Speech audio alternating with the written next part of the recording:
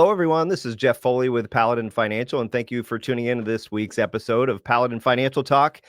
To my right here, Mr. Michael Johnson. Welcome, Michael.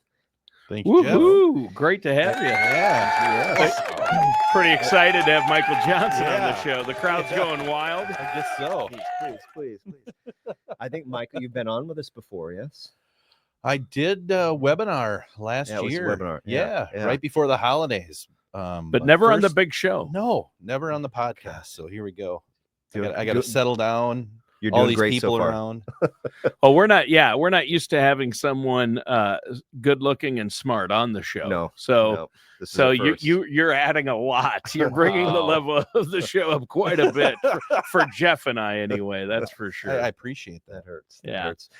So Michael is the Chief Information Officer for Gradient Financial Group, which is the basically the service organization that we use as an independent firm, and we're in the building of Gradient Financial Group. So Yeah. thank you for joining us. And as always, Mr. Tony Shore.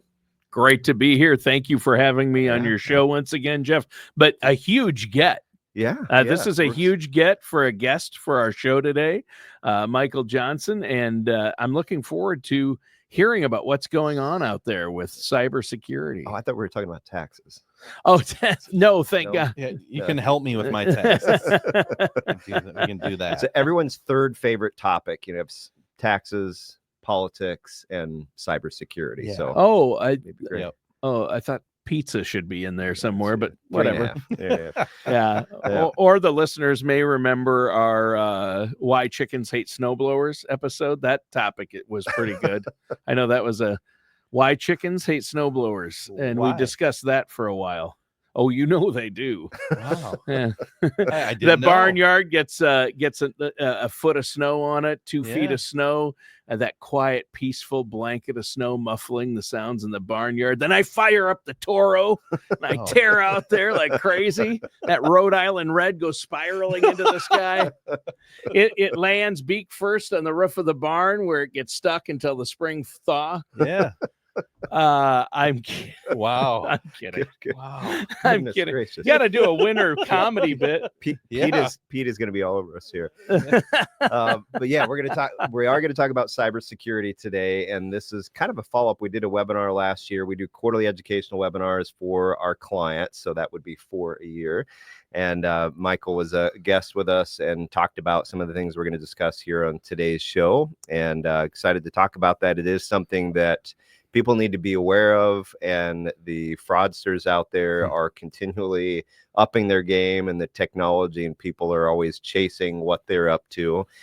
So you have to keep your eyes and ears open as to what lurks out there, and be aware of some of these things. So fraudsters are trying to attack our vulnerability, our data, our personal information that we'll talk about. So there's a lot of things that you want to be aware of. And I'll give an example a little bit later of a client of our firm that has experienced something where someone approached them, and some of the techniques that were used to try to get some information out of them that you want to be aware of. But I find it's interesting, the emails that these people send out. If you read them, and even letters, they purposely put mistakes. As something I learned recently, they purposely put mistakes, like grammar mistakes and obvious things, in those, because they're trying to sort out and not waste their time on people that are astute enough to notice mistakes like that. Mhm. Like they'll say, you know, a person's name in one spot, and then later they'll change the name to someone else intentionally, because they want people that aren't paying attention to take the time to call or respond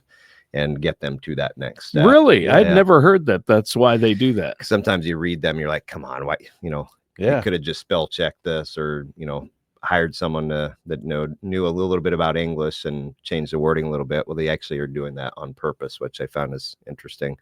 So you got to be careful and, you know, sort out some of those things. But yeah, what do fraudsters, Michael, generally, what are they targeting when they're reaching out?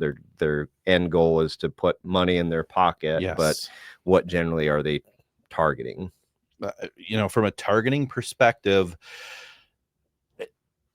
I'd like to say they're going after specific individuals, and in some cases they are. Mm-hmm. But most of the time, they are just trying to spread their web as large as they can and see who they can catch. Yeah. Right. They're casting out to multiple people and just trying to get that one individual that'll take the bait and hook them and go from there. And one of the pieces that they're doing now as well is using AI. So making the mistakes, with the grammar and things that they used to do, that you could look at it and say that's not a real person. Yeah. Now they're using AI to create a well-crafted message. Yeah. So it's only going to become more and more difficult to discern between the fraudster and that bank that's sending you the message, or Amazon that your account has been locked out for the third time today. Yeah. It's only going to become more difficult. Yeah. Interesting. So another example, the technology evolving and how that can work against us. And yes. Who would you say are people? Is there a general type of person or people that are more vulnerable to things that these fraudsters are trying to attempt to do? Mm-hmm. Unfortunately, it's probably many individuals that are getting closer to retirement or are in retirement. Yeah. They know that there's money available there. Yeah. And that's the individual that they're going to try and go after. Follow the money. Yeah. Exactly. It's not the 20-year-old with a lot of college debt and very low pizza budget. I don't think that's the person that they're going to go after the most. Right. No. Yeah. What are some things in general people can do to protect themselves from some of these things that are occurring?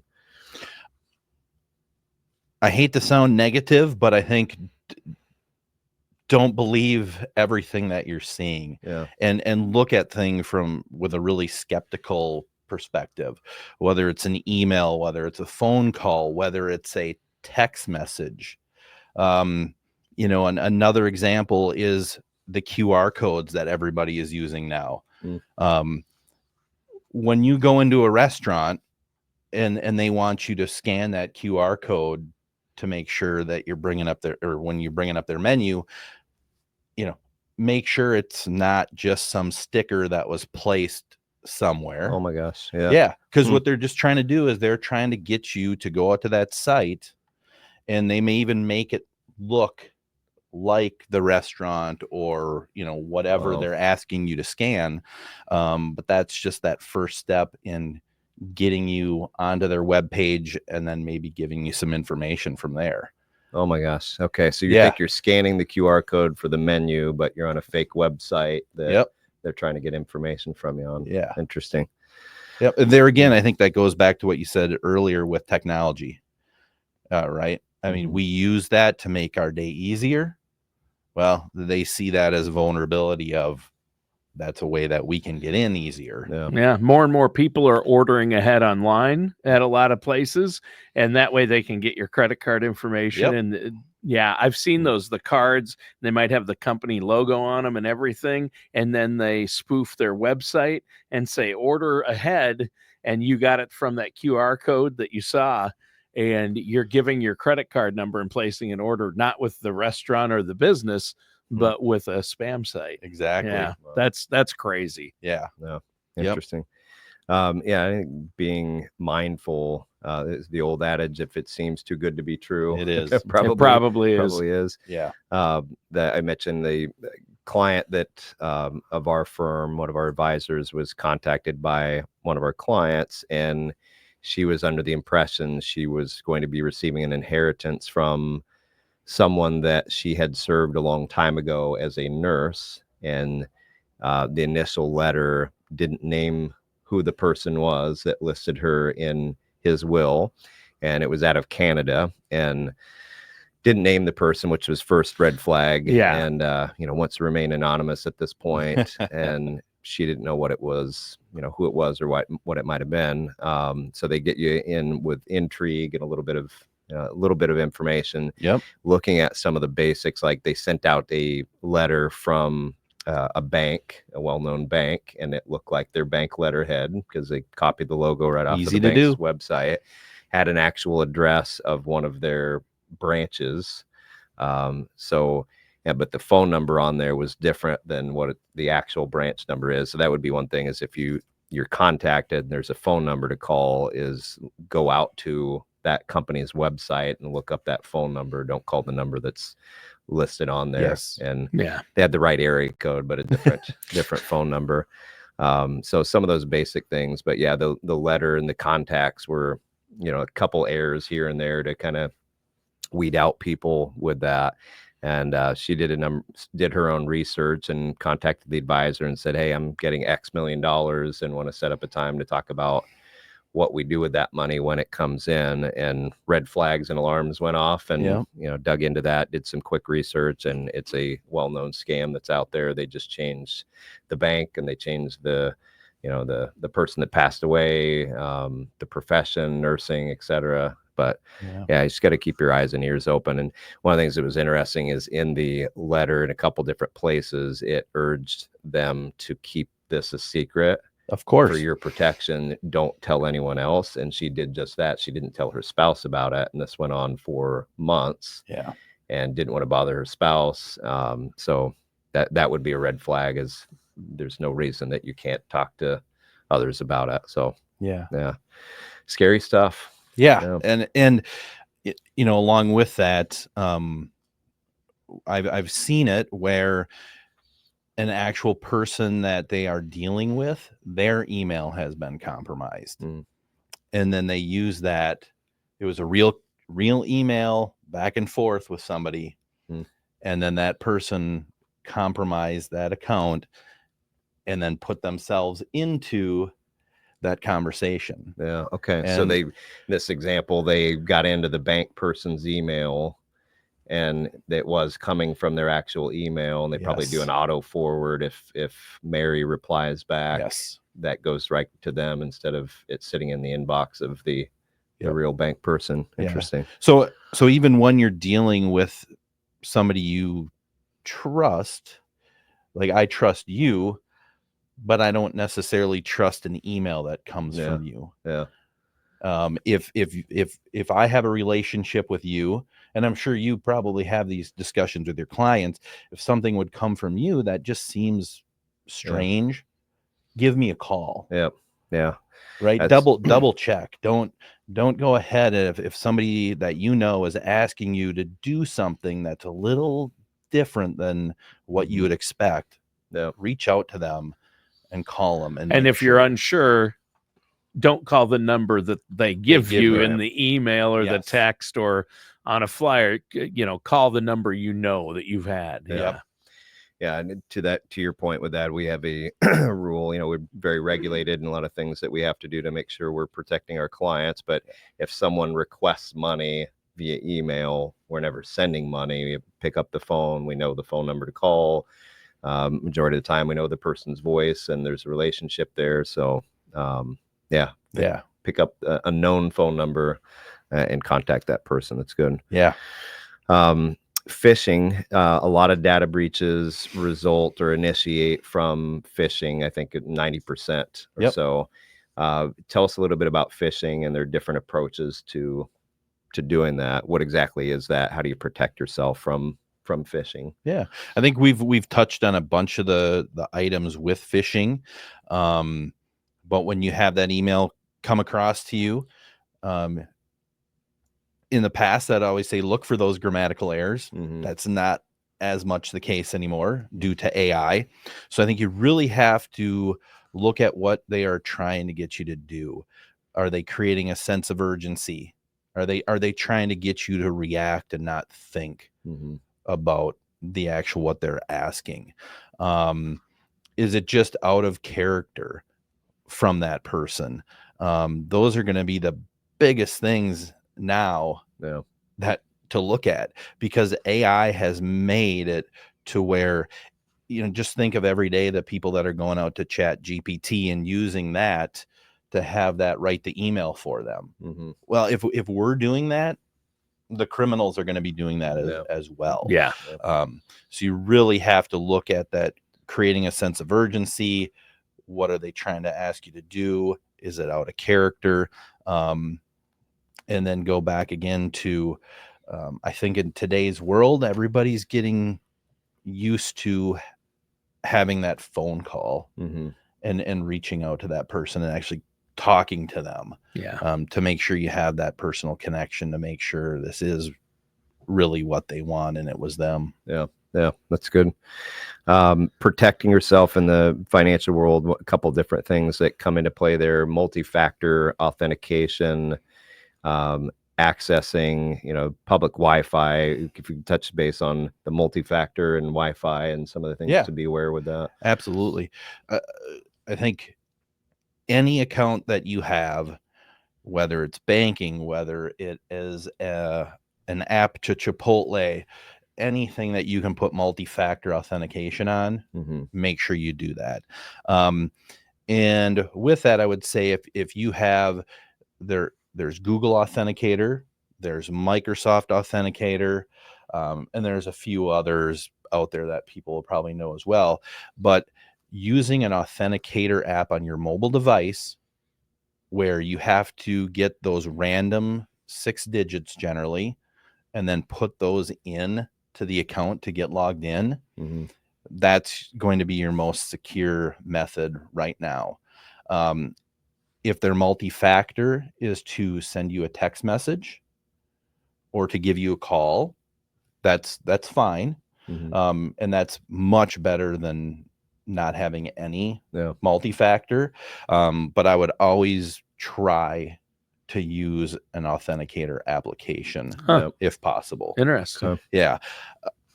The cell phone companies are working with government agencies and trying to make it more secure.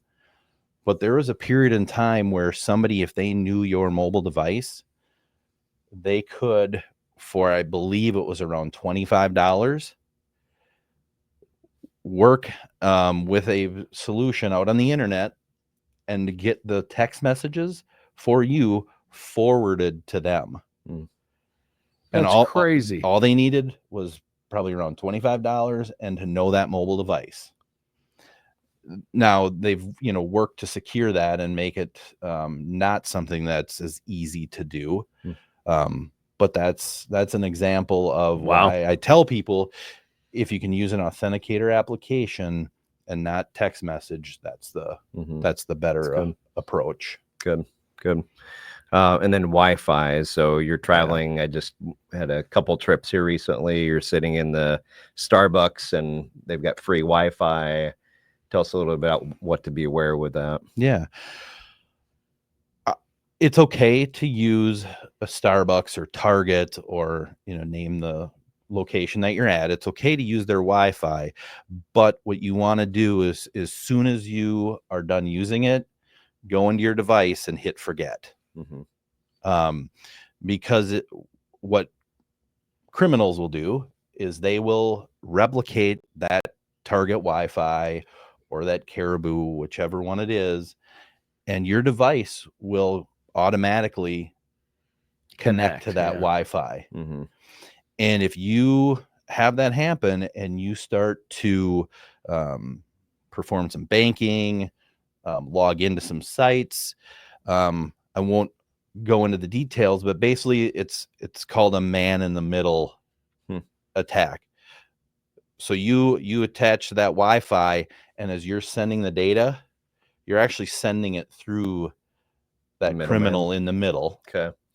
And they might pass that information along to the site that you're trying to get to, but they're stealing all that data while they're doing it.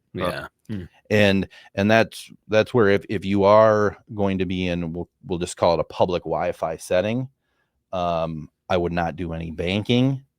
I would not perform any sensitive functions on that. And I would use a VPN solution if you have one available to you. Can you explain what that is? Yeah. So virtual private network is basically creating a tunnel that is going to secure your information as it goes through the internet.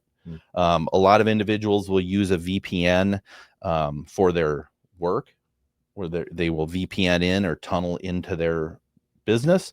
But if you use a VPN in your normal day-to-day, it is creating a tunnel. If you're at, we'll pick on Starbucks again, you go ahead and create that VPN tunnel. That encrypted tunnel is from your device to that VPN solution that you're using, and then to the internet from there. Okay. So it's going to keep all that information encrypted, so that somebody's not going to be able to steal it. Okay, good. If you're sitting in that Starbucks, using their Wi-Fi versus, let's say you have a laptop and you could connect to the Starbucks Wi-Fi, or you could connect through your phone's hotspot. Any preference on? I would use the hotspot on my mobile device every time. Okay, I'm glad you said that, because that's usually what I do. Yeah. I think that should be your number one choice. Always.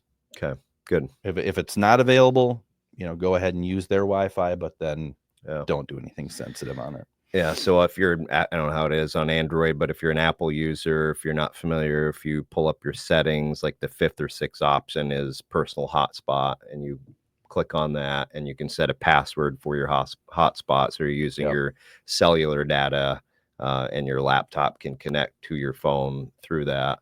And then you can toggle whether or not you allow others to join the hotspot, turn it off if you're not using it. Yeah, same thing with Android.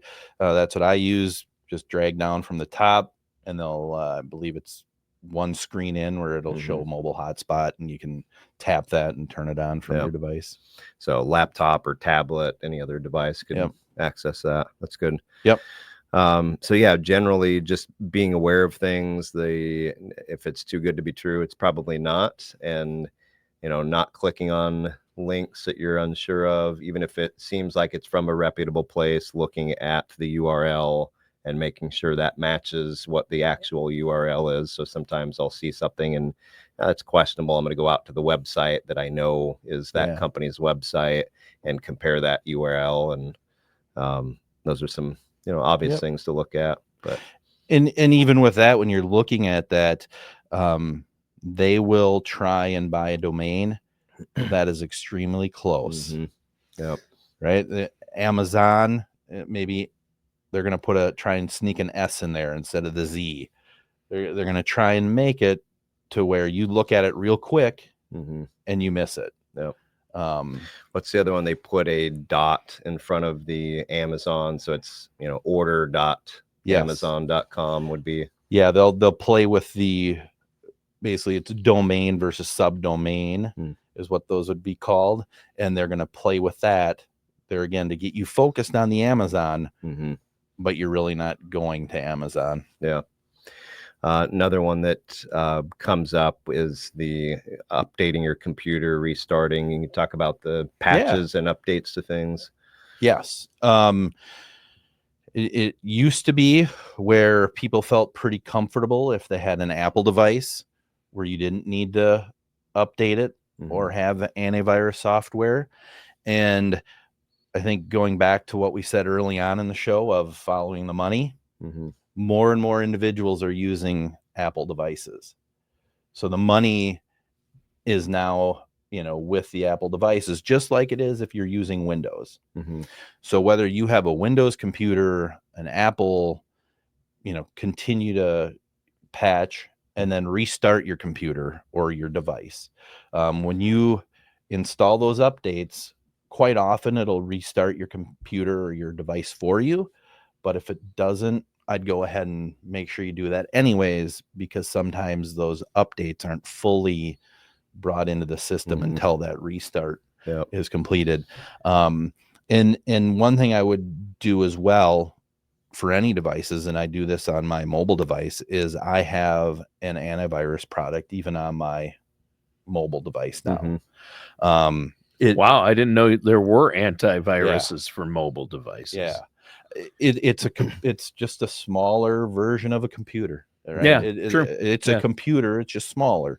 So I will have an antivirus on my system, and one thing, I would even look for what they are now calling an EDR solution.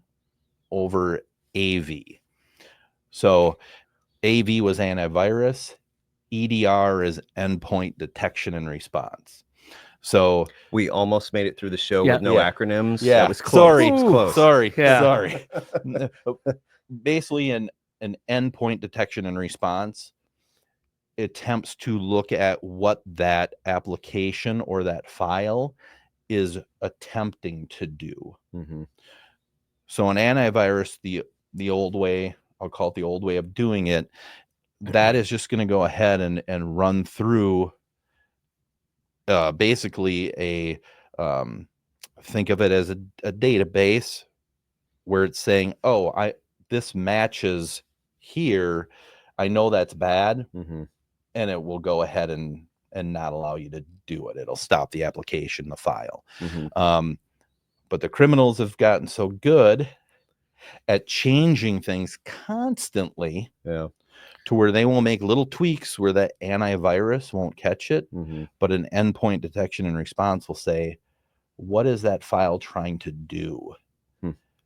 I know that it shouldn't be going out and reaching out into the internet to try and communicate with a system in Russia. So red flag. I'm not gonna allow that. It stops it where the antivirus wouldn't. So, that would be like a little keyword or an acronym that you could look for. Is there a particular brand or company that you might recommend for that? Many of them are coming out with a solution. Malwarebytes, which a lot of people have heard of, has their EDR. You have some bigger ones and more of the on Fortune 500, which is Sentinel-1, CrowdStrike. Oh yeah, I've heard of CrowdStrike. Yeah. And yep, they had some issues this summer, but they've worked through it and made some changes. But that impact of that just showed how interconnected we are now. We are as a society, for better and worse. Right? Both. Yeah. When one software solution can bring down hundreds of Fortune 500 companies, and luckily Southwest, though, they were on such old systems that they weren't impacted. So I know they were able to keep flying. Yeah. That's something to be said for Windows 95. I guess. Yeah. So be aware again, keep your eyes and ears open. And this relates to the financial world because they're after the money. So protecting yourself, your family, and being mindful of some of these things are really important. So stop, ask questions, have someone else look over your shoulder. And does this look right for you and right to you? And make sure you're thinking through first. So Yep. And one of the things that I do, I assume that all the criminals have my personal information. They have my home address. They have my social security number. They have all that information. So what I personally do is I worked with the 3 different credit bureaus and I froze my credit. So even if even if one of them would have all my information and they try and open an account, my credit is frozen, so they aren't going to be allowed to do that. So I just assume that everybody has my data. Good. Okay. Well, thank you again, Michael, for joining us today, and the important information people need to be aware of. And folks, again, be careful out there. Thank you for joining us for this week's show.